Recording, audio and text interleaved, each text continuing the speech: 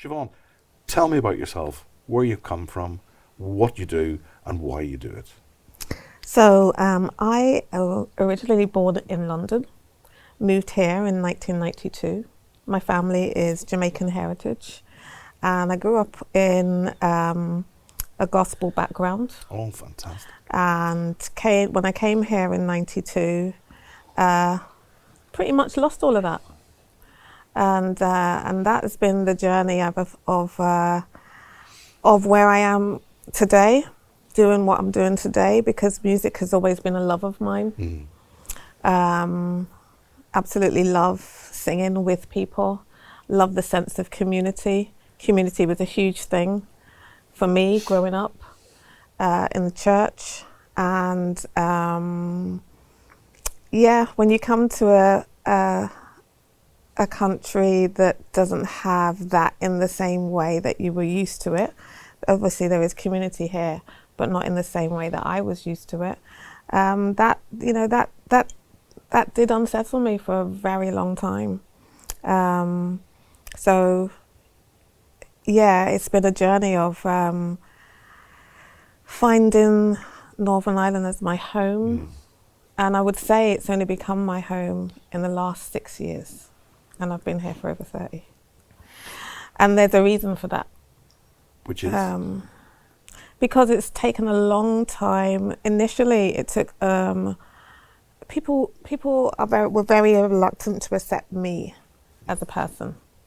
And I guess that's just down to me being a black woman living here and being different.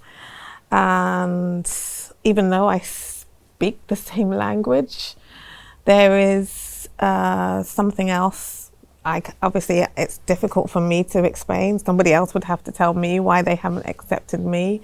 But for example, I'd been living here for over 7 years, and I remember talking in the we, we need we. And somebody said to me, "You're not one of us." Yeah, hit hard. That hit hard.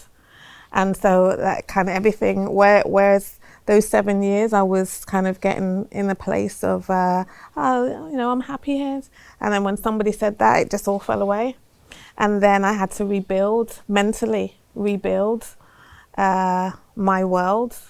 Obviously, my husband and my kids came later, but David was my world. But, I always operated in a place of community. So for somebody to say to me, "You're not one of us," it was alien to me, and it was like cutting my heart out. So yeah, that's sort of the deep background to me. But this love of music, which you brought with you, and this love of gospel, led to Soultrane. Yes. So why? There's a big difference between liking something and going to a gig and enjoying the music, and then pulling people together. And it's not just the musicians, but it's the whole infrastructure required for an event. And yeah, it's actually a festival you do. It's not just a one-off event. Why did you take the risk of doing that? Good question. What you see, compelled you? What? Because it's not just a moment that makes you make a decision like that. This comes off all of the beginning, I suppose, why I started where I started in introducing myself, because my culture is very important to me.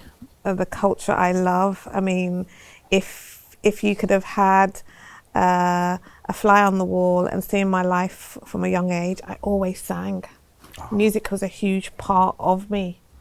And so when I moved here and didn't have it for a very long time, I ended up then, 2012, not having it and going, all right, well, I'll start my own.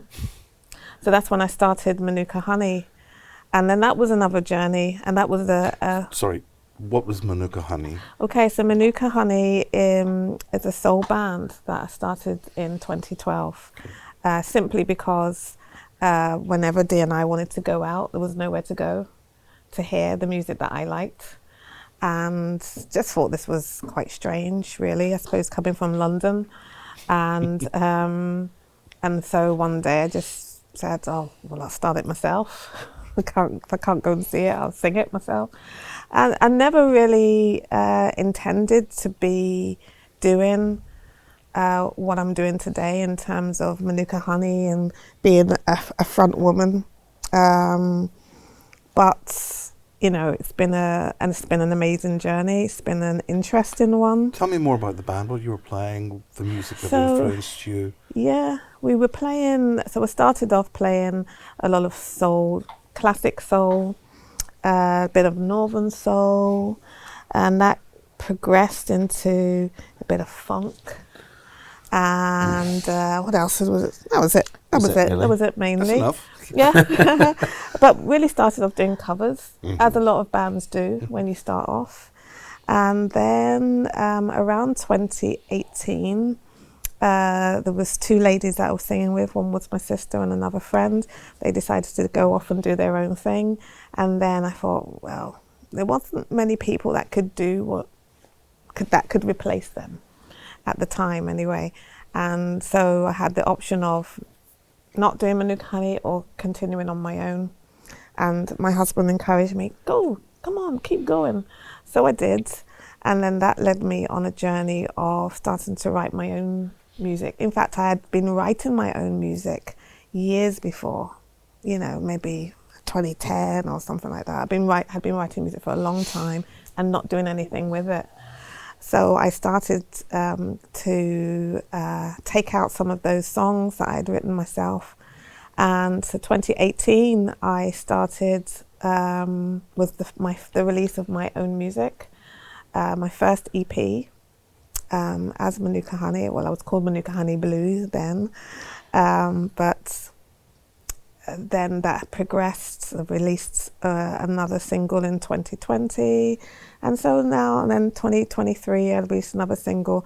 So I've kind of been on this journey of exploring what it's like to do my own music. But I have a lot of music inside me. Like I literally have a bag full of songs that I've just haven't really been able to explore. And so that's... So David, were you swept up in this enthusiasm? Or did you have that enthusiasm as well? I think that was one of the things that subconsciously attracted us to each other. I had a deep love of music. Other than a deep love of me, of course. Naturally. My auntie introduced me to the Beatles when I was about 7, and I just absolutely loved them. And then following on from that, some old Rocksteady tunes, some of the mod stuff at the time with the Small Faces and the Who. And I remember the Small Faces particularly standing out to me. I just love Steve Marriott's voice. And I said, I want to hear more music like that. I want to hear more music like that. And so that sort of led me into 60s R&B and soul, and then Motown. Obviously, I was a mod at the time then. I became a mod, got into that whole scene. And music really, from my earliest memories, has been a soundtrack for my life, for all the moments that, I mean, I'm still connected with guys who we shared that life together with. They live in Australia, New Zealand. 50 years later, we are still connected by the music and what we went through together.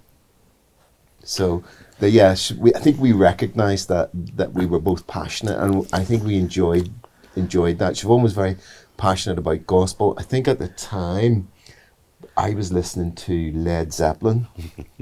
We all go through that. It's all right. And I remember Siobhan going, what's this? But I remember playing a couple of tunes to you. And I think what has been good is Siobhan introduced me to gospel, and then I introduced her into sort of rock music and alternative music and jazz, which I really, really enjoyed. And then Siobhan was able to start hearing things in that. I was able to hear things in the gospel, and I guess both of our music, our ears opened up even further. But again, let's go to that moment. maybe it's not a moment, but a set of circumstances that led you from being, the pair of you being listeners, and you as a performer, into doing something as important and as ambitious as Soultrane. How did that come about? I think Siobhan and I have both been very driven from a community, like a mission perspective. I think it comes from Siobhan's background in the church, where, you know, if you're doing something, you're giving and sustaining other people through it, rather than just I'm doing this for myself. This is like a selfish ambition, and both of us shared that. I wouldn't say we're evangelistic about it, but there is an element of that, and that comes not from a place where we feel that we want to educate or we want to big up ourselves. It comes from a place of, in our experience, music is one medium that can unite everyone, regardless of religion, colour. We look at what Bob Marley achieved with reggae, and when we go to the likes of Love Supreme, Siobhan and I were blown away by the diversity, the unity, and we said, Northern Ireland could do with a bit of this. There's something important, though, about an enthusiasm leads you to want to share. You said not being evangelical about it, but at the same time, you want to bring people into your tent, into your musical tent, into the talent tent. You see, from my gospel upbringing, again, honestly, it's just absolutely uplifting when we would sit together. And I mean, my closest friends from London, there literally wasn't a time where we didn't burst into song. Yeah.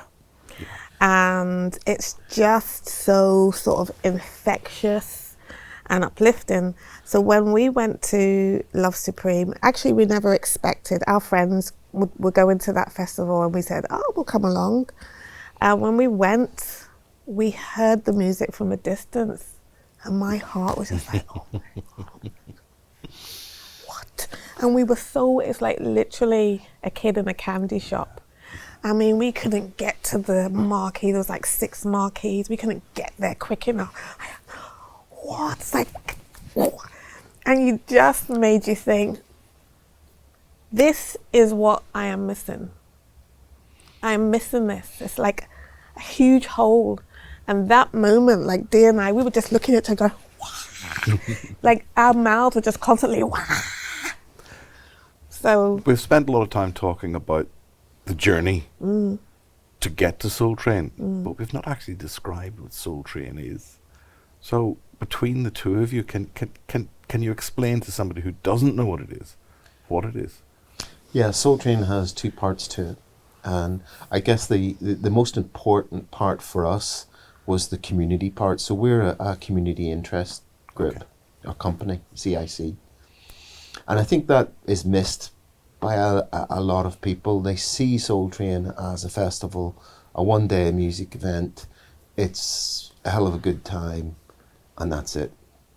But Soultrane has, and it is evangelical in a sense, it does have those things behind it. We're here to develop unity, to encourage diversity, to create opportunity for the artists here to be exposed to music of black origin and artists. Yes. Can I even say, I'm going to interject, because we saw it in action at Love Supreme, 20, 30,000 people, just so unified.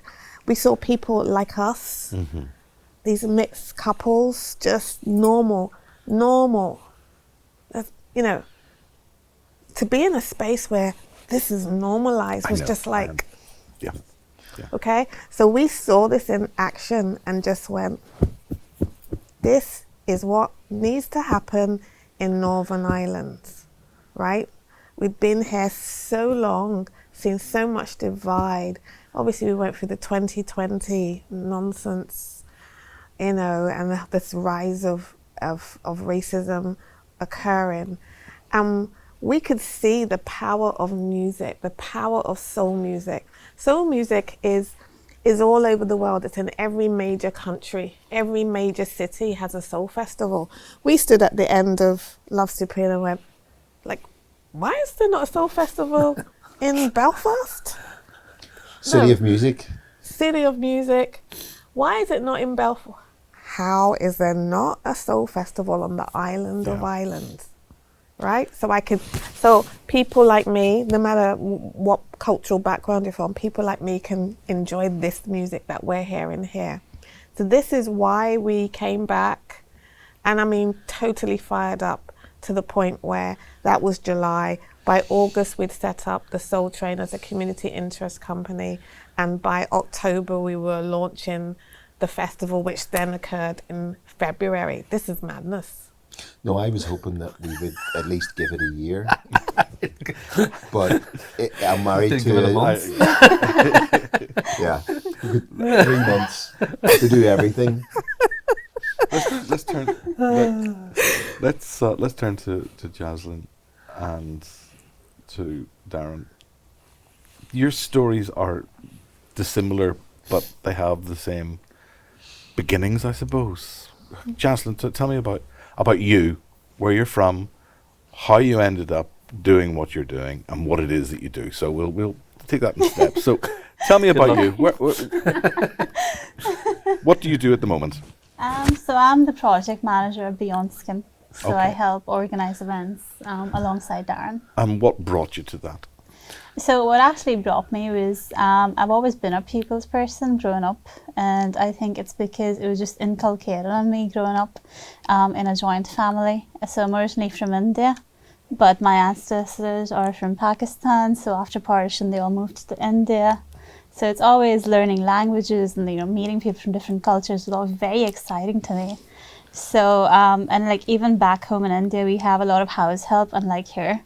So my grandfather always made sure that my brother and I respected everyone. So if we were eating at the table and our maids are working, he'd always be like, okay, stop your work, come in, sit with us at the table, we're all eating. So it's like there was never anything between status. So that just sort of made us respect everyone. And then when I came here to Belfast, it was like I was back in my hometown. It just felt like that, it just clicked. So I was like, I want to continue living here. People are just so hospitable. So it's just something I want to keep continue doing to people who come here, especially from my country or other countries as well. It's just trying to make that life comfortable for them, especially that journey, because it can get really difficult, especially when hope sickness hits you. So that's just what brought me, Darren, you've been around for a while. I have, yeah. Grey hair for every day, yeah. But you've organised a lot of different events. What's the most recent one that you've worked with Jasleen? I suppose with Jasleen, and kind of echoing what Siobhan said, that it just wasn't a moment decision. It's like it's a whole series of events led to it. And Jasleen here, who just started with us in January, was straight in the deep end when we just organised what was definitely one of the most challenging and largest events we've ever put on regarding solidarity with the Afghan women and girls. So it was the Afghan like a solidarity concert that took place right on our peace line in Belfast on International Women's Day this year. So with the partnership with the Ulster Orchestra, and then we had special guests from Afghanistan and diaspora, and locally as well, collaborating, who performed with the orchestra. So that was our most recent one, which we're still recovering from, because it was quite a journey in itself. It was a big event. It was an important event, but Siobhan and David have largely explained why they did what they did. Can you explain why? Because it's a mountain to climb. Why climb that mountain?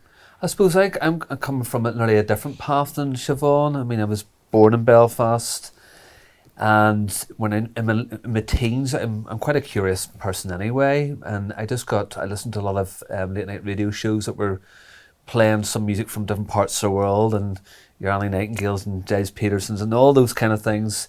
And then some of that music would seep into some mainstream music, like Yusinduro and a couple of things would seep in. So I was always very drawn to what was considered music that wasn't from my personal heritage. So I'm coming from a totally different place than Siobhan was coming from. So that made me really curious, and I got involved in the music industry when sampling technology came out, and that allowed people to take bits from other parts of the world and put it on the dance beats and so on. And so I was always very drawn to that. So I suppose with Beyond Skin, which was set in 2004, in fact, one of the first things we did was a concert with a collaboration called One Giant Leap, and it was like the first time I ever had brought a band over and put something on, and I was totally winging it. And when looking back now, I was just researching stuff and what's even the protocols of bringing an artist over, how did you treat them, and so that was a learning curve. And then Beyond Skin really went into a lot of more kind of community grassroots in schools and education process, and kind of linking with our global neighbours as well. So it's only really the last 6 years that we've really gone into hosting events, mainly because there's loads of great festivals happening here, and they bring people over who fly over and perform, but I'm talking about people who actually live here from different communities. It was a real battle to get them included on stages and in the mainstream events. So it just got to the point of, we'll just organise our own. So it was really the same thing of how can I get this music more in that kind of public mainstream sphere. And as an organisation very involved in good relations, I think it was frustrating for me to see events that were kind of branded as good relations events, which weren't really bringing people from the host communities into those spaces as well, different communities.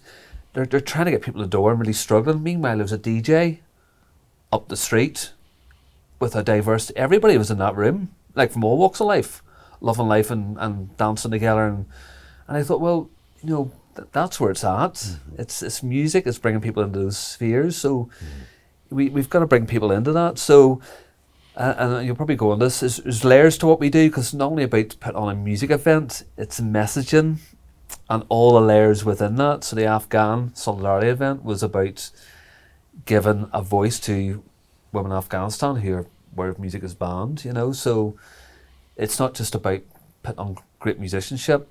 There's so many layers about getting people into that space and that message that's coming through and all that stuff. Siobhan, you touched on the layering, but can you tell me more about the layering as far as you're concerned?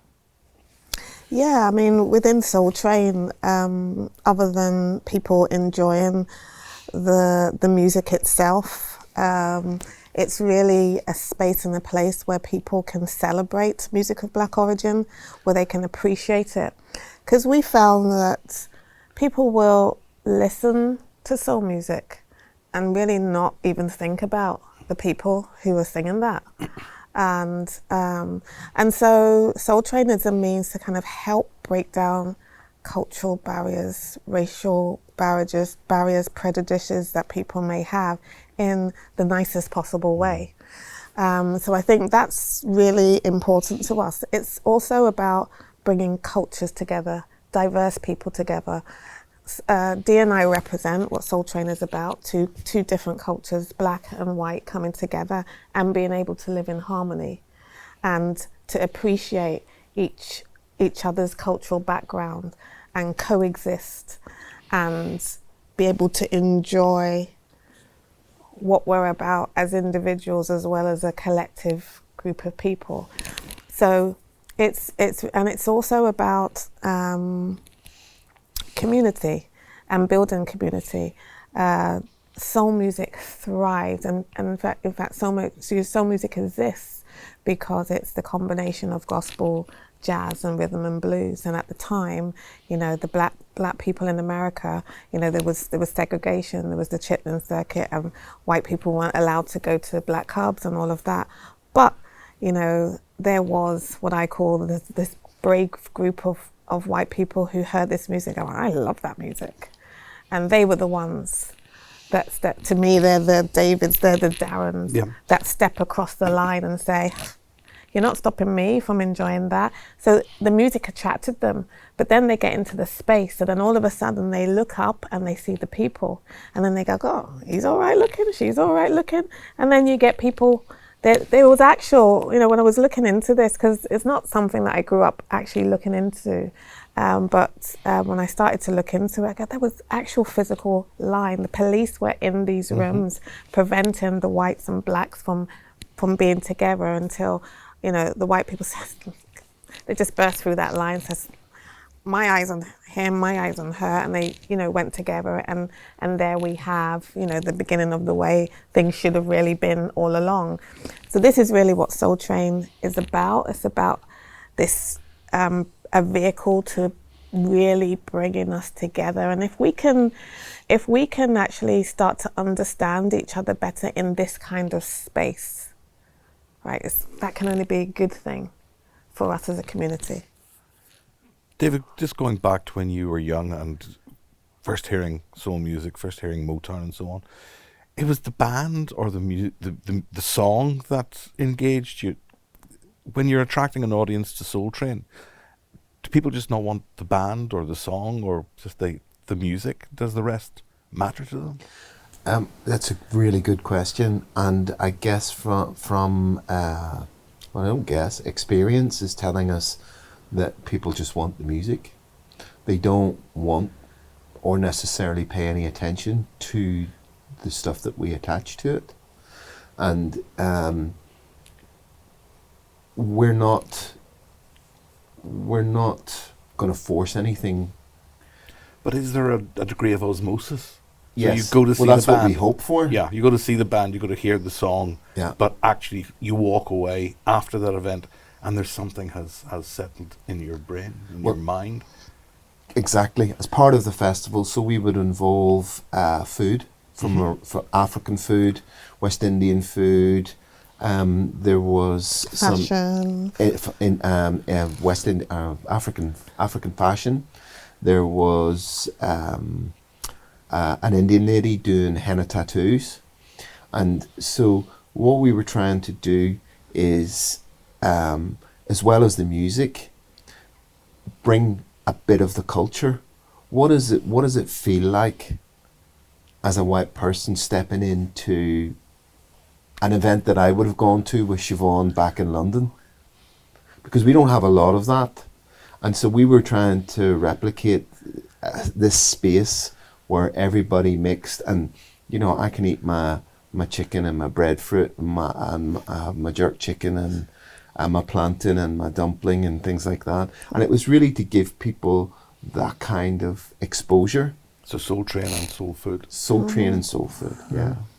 Jasleen, for you and Darren, again, people will go to those concerts or those events for the music. What do you want them to bring away that they hadn't anticipated bringing away after the event?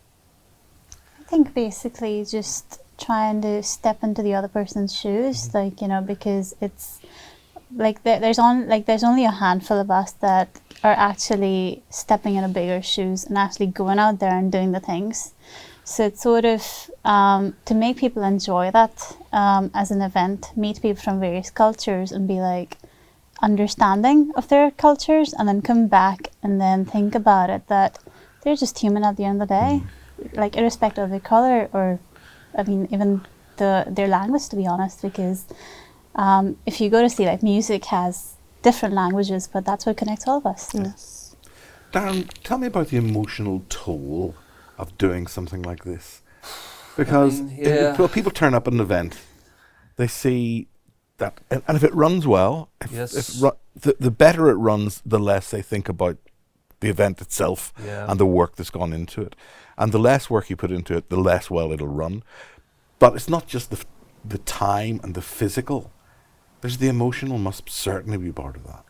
It is, and whatever scale event you're organising, I'm always thinking of the people who do come along, the people who are organising their babysitters and organising their diaries and what they're going to wear. So all that's happening. People are organising themselves to go along to your event, and that's a huge responsibility to deliver when people are really you're shaping how people are their diaries are kind of leading up to it. So I always am ploughing through that. I think with the recent events, and we've always done events which has representation of people that never get that place, and that's so important. But for this one particularly, there was so many layers to it and so many challenges. Visas was a big one for one of the artists. It was happening on the peace line. It was working with our National Ulster Orchestra, and then it's just managing all fundraising for it as well, which we'll probably touch on, because when we got the green light, when we decided to go for this in December, not only did we have to organise the entire event, we had to fundraise for it as well to make it happen. And that Tell me about the emotional toll of fundraising. Oh, well, it's... And I'll come to you, Siobhan, exactly the same question. But start with you, Darren. Having worked in the sector for such a long time, it just... And we only had like 9 weeks at the time to turn us around before Christmas, because it was happening the 8th of March. I just knew going to some of our funding institutions would not be a waste of time. It's unfair, but they're so slow, bureaucratic. You could go spend a lot of time on that and then get a no anyway. So I went straight to the business community. I said, this is one where strategically we've got to get businesses on board and really go for the business community. And we went to a lot of meetings, and some weren't able to help us for various reasons because they're coming other ways, and some were. And I just got very emotional about the whole thing, and it is emotional because I think we were helping or working towards raising awareness and helping Afghan women. So I was like, I wasn't slamming tables, but it was close to it. Of actually, this is our moment as a city to actually do something like monumental that really just goes down in history. We've actually done something here. We've actually done something to help these girls. So it was that emotional element. I'm very invested and connected with girls who are still in Afghanistan, so that emotional element was always there. And then the fundraising was just scary to the point where, like anything you organise on a large scale, I was having to pull over the car and just throw it up the side of the road. It was that scale of total fear of this could go sideways at any point, or not happen at all, and what a failure that would be for the girls we're trying to protect, and also the musicianship as well. I mean, we're bringing over, I think it's an important point. It was that fine line of, we didn't want audiences to come along because they felt sorry for the Afghan woman performing. Yes, of course. Yeah. They're coming along to hear great musicianship, really high level musicianship, but also that story, that narrative is important as well. And dear Jasleen, who had started with us, was kind of attached to all these emotional moments I was going through and having to bear that as well, and my wife as well, dear lover, so it's because it is emotional. You're emotionally invested in this, and it's very frustrating because you can see, oh my God, can people not see? Can people not see what's happening here? David, So what I'm about very you? frustrated. Did you go through the same sort of emotions? Yeah, I recognise exactly what you're talking about. So Let's talk about the fundraising first, and we'll get on to the well, emotions. well, the fundraising, what do we say? We have partners that we work with, and we found exactly the same as what Darren was saying, is that essentially you've got to step out and be willing to fund this 100% yourself. If you get something from somebody else, great. But at the end of the day, if you're organising this event and it's going to cost £50,000, you've got to be willing to underwrite that £50,000 yourself. And that's the position that we took. We undertook, they said, well, if we're going to do this and we're going to go big and do it properly, we have to be willing to be in the position to say, well, if nobody supports us at all, we're going to have to fund this whole thing ourselves. And so there's an element of trust, and where the emotions come in, you want it to succeed. You're almost sick because you're gambling your life savings or whatever on it. Your reputation, people don't turn up. There's so much at stake. You're being pulled in different directions, so you're emotionally connected with the message and with what you're trying to do. You want people to get it, but then people are just like, well, I've got other stuff to do. I'll buy my ticket at the last minute, or I might just turn up on the day. And meanwhile, you're seeing the time ticking down to your event, and your ticket sales are flat lining, and you're thinking, I'm 30 grand in the hole here. you're torn in so many directions. It can be it can be very, very, very difficult. So it can. I'm sure you would find it emotionally charged as well, Siobhan. I couldn't speak. I'm judging that based on the way you emotionally talked about music in the first place. So if you're going to do an event like this, it must be an incredible investment in emotion. It's huge, Dave. You know, you embark on it, and by the time you start booking artists, so once you book that artist, that's your commitment. Mm-hmm. Then you're like, why am I doing this? Why am I spending? Why are we risking 30, 40, 50K on other people? We've got a family. We've got our own stuff, our own dreams. Why all? Well, honestly, I'll invite you to answer that question. You've put it, and it is a question I was going to ask, so let's go there. I tell you. I realised, okay, I'll go back. A few years ago, I was in Rotterdam at a music event, at a conference, predominantly designed for Black artists, organised by Black community. This was really good, loved it. When I was there, though, I got very frustrated because I'm not your typical artist. I'm a senior lady. I'm an old lady. I'm not a young thing, right? So my mindset for the music industry is different anyway. I'm not going to do what the young people are doing. So I was a bit frustrated, and I came out of one of the sessions, and I remember calling Dee and go, I'm not singing anymore. I'm giving up, because what I can see the industry wants from me, I am not going to do it. I'm not interested in that. And I said to him, I'm not going to sing anymore. And I was quite happy with that decision. And Dee said something to me, and part of what he was saying to me was, you know what, Siobhan, you never were that type of artist anyway. You were always about the community. Light bulb. And I was like, you're absolutely right. I mean, I thrive on the community. I love people, a bit like Jasleen, you know, I love people.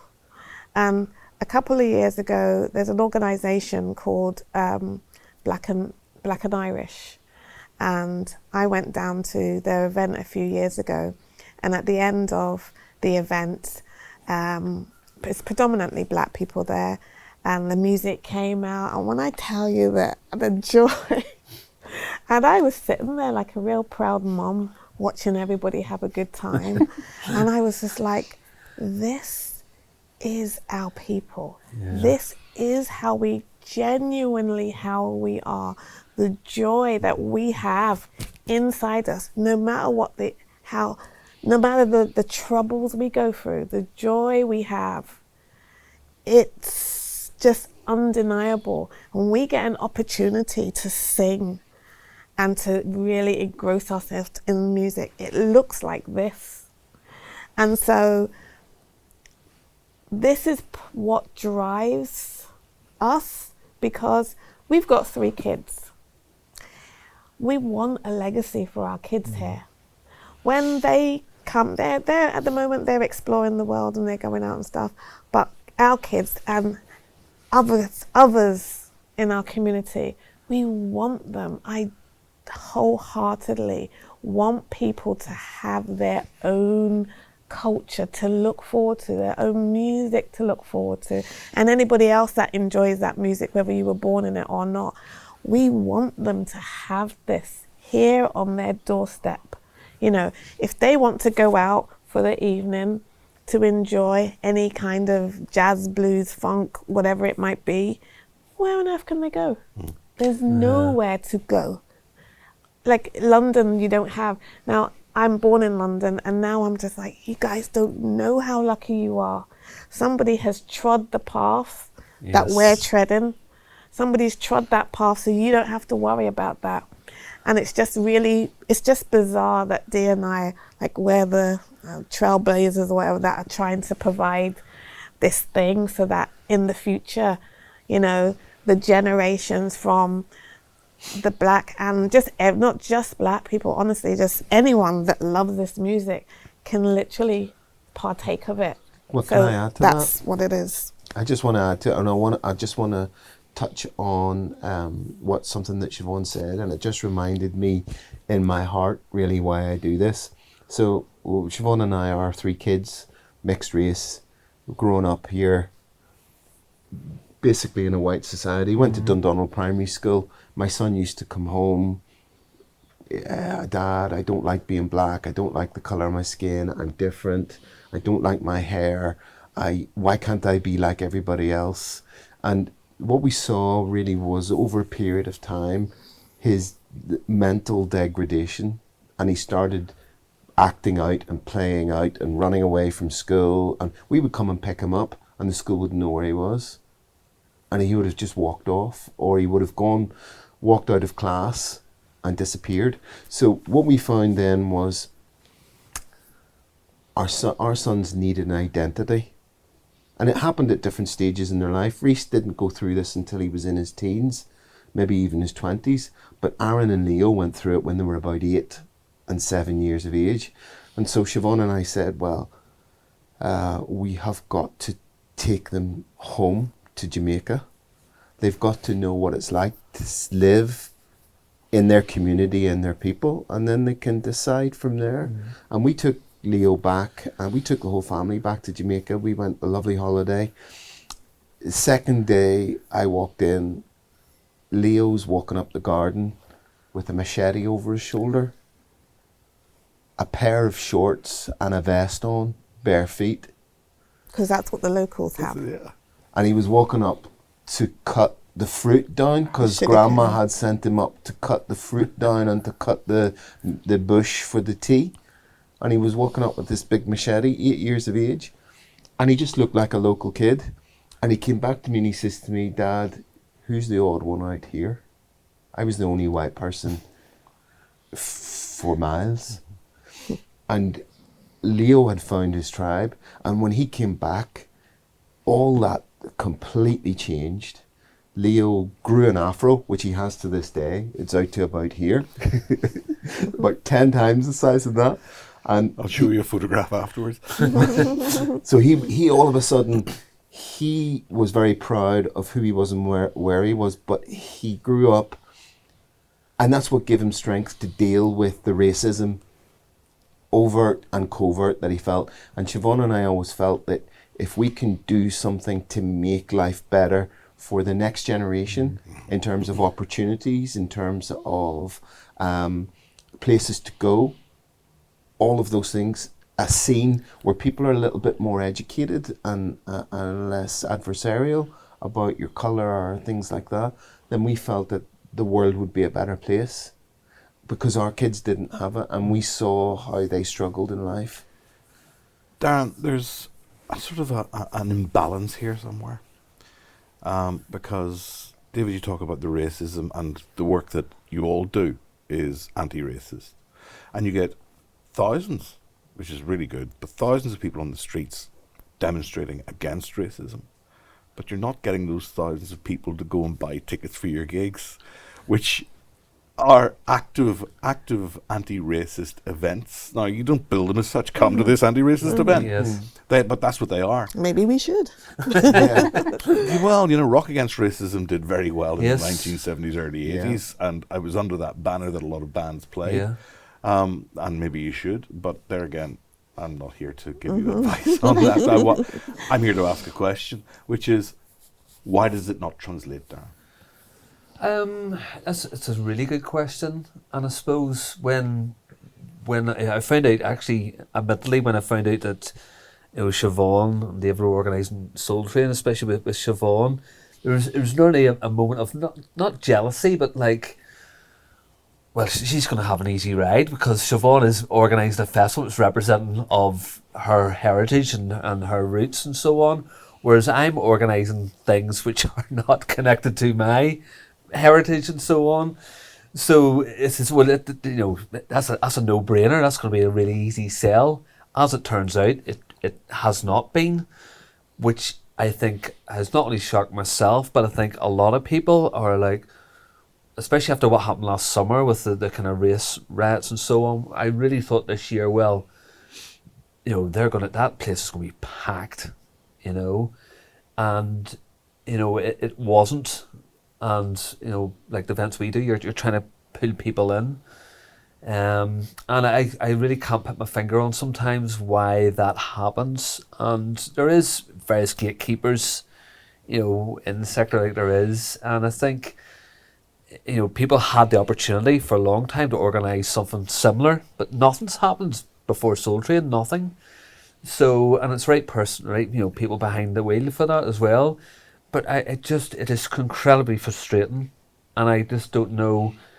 I think the danger is if you set up against something against racism event, immediately you are isolating some of your audience as well. Whereas I'm very proud of the events we have organised. When I sit there and look around, and you realise who's in that room and who's come along from all communities, just to enjoy the music. We work closely with WOMAD, and I love their title, their brand for WOMAD festivals. Come along and hear the best music you've never heard.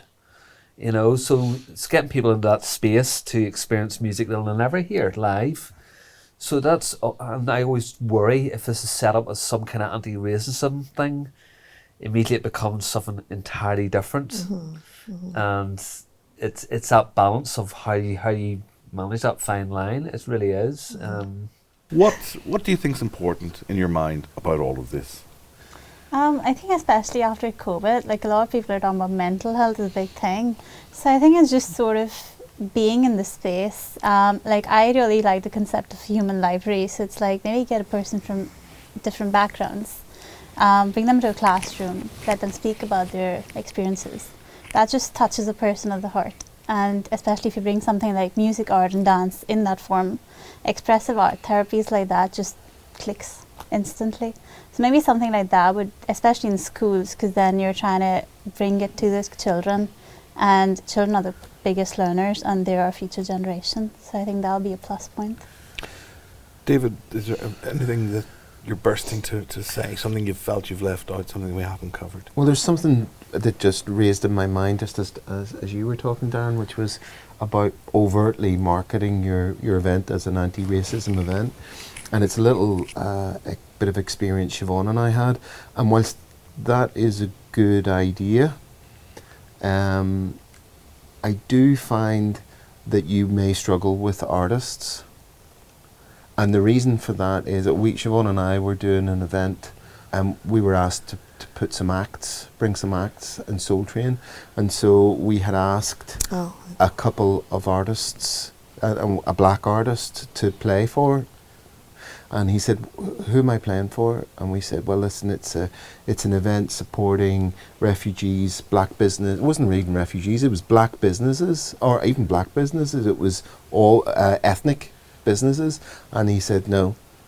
And when we said, why would you not want to support that? He said, because my audience will see me playing at that, and then they won't support me anymore. I suppose there's also the risk that if you brand something as being anti-racist, you will attract racists. Yeah. Final thoughts, Darren? Yeah, I suppose, with two different organisations as well, and we work closely obviously with music venues, grassroots music venues. I mean, we need them to host events as well. So it's an ecosystem, we're part of the ecosystem, so we exist because Soultrane exists, and it's this whole ecosystem which I think is being lost in the wider message of regarding our UNESCO Music City strategy or whatever it is out there, that we're on the verge of greatness here. We're on the verge of being a city that can be a real beacon regarding music and the musicianship. And just touching on the refugee thing as well, we're working with a lot of musicians who are very professional, who have had to flee war and oppression and impacts of climate change, and they've ended up here. And I have a real problem with when we struggle to get them on mainstream events, and it's just a struggle. This is why we organise our own events. But as soon as an agency or an institution is organising a refugee event, they're straight on the phone to us going, have you any of those refugee musicians who can play at our event? And I just find that really 3 yards of insulting. refugees, please. I know, And I a know. quarter it's- pint.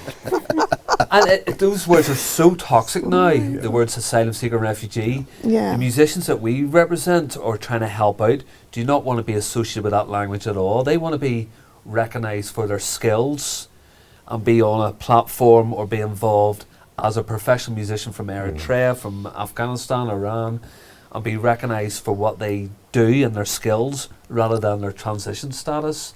So that winds me up greatly, and I think that narrative needs to change about this tick boxing.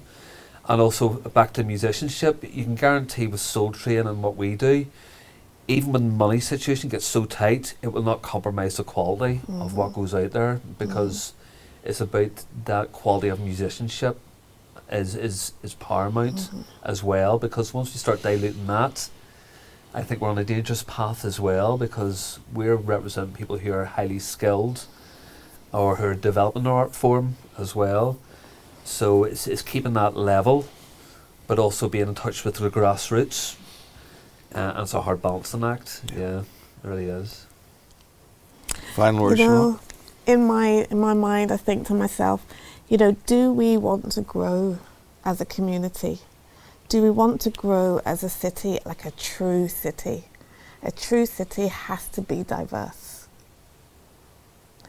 And we're doing things that help with that diversity.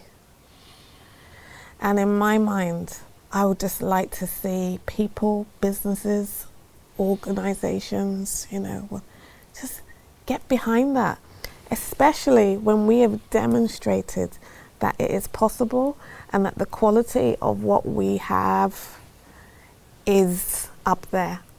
Our whole point here is that we want Soultrane, like Darren said, to be a beacon. We want Soultrane to be a festival that is attractive to the world. In fact, it's already gaining that attraction, because when we started the Apply to Play, we had 17 people apply to play, mostly local.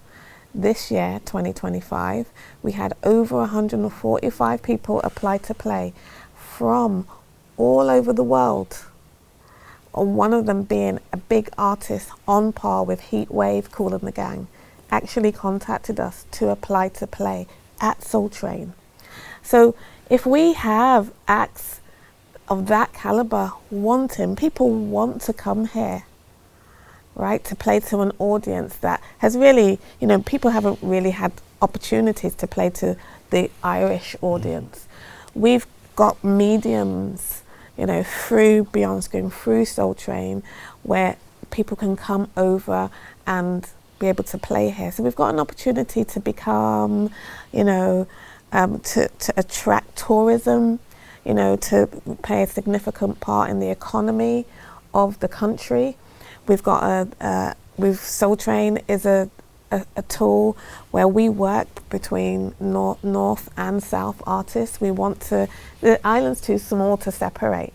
So we bring, artists up from the south as well. Up, said it right. From the south as well.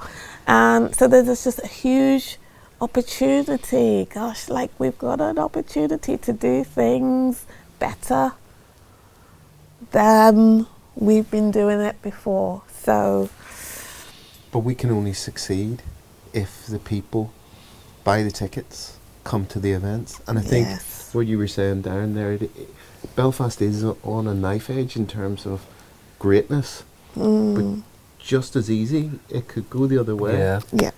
You're almost at a tipping point. You're developing a critical mass. That's right. And if you don't get that, it could all fall away and just become, I don't know. Yeah. And I think,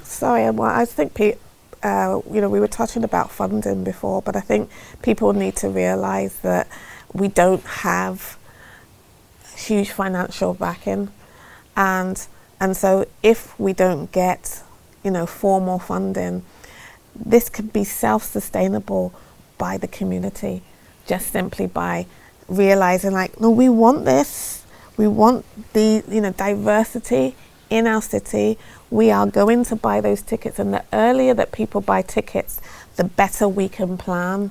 Because if we, with the caliber that we had for 2025, we could have actually had a 2 and 3 day festival easily if people bought tickets early. So, you know, I know there is a culture of people leaving tickets to the last minute. We do understand that.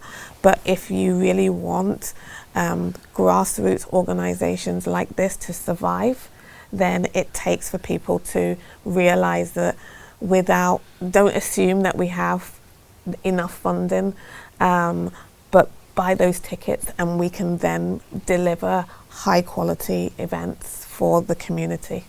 Siobhan, thank you very much. David, you too. Thank you. Jasleen and Darren, thank you all very much. Thank you. Thank you.